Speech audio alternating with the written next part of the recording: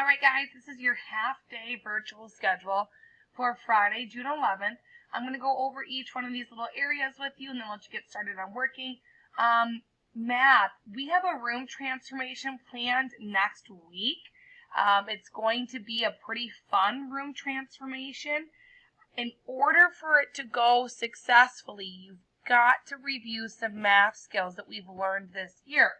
So I have written down here that you need to complete any 3 math recommendations on IXL. Okay, well, it says any recommendations, so it doesn't really matter the grade. Any 3 math recommendations on IXL.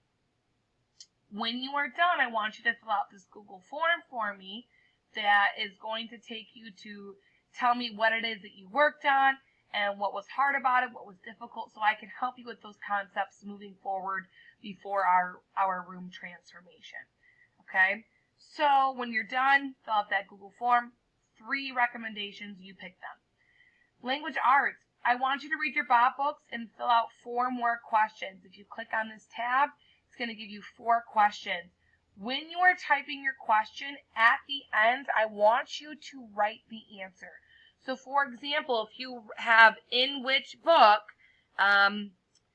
is a character named a boy's name because her dad wanted a baby boy. We know that that answer is out of the dust, so I want you to write down answer out of the dust. That way I know when we're asking these questions, I know the answer to them. Okay? Fill that out for me and then send them.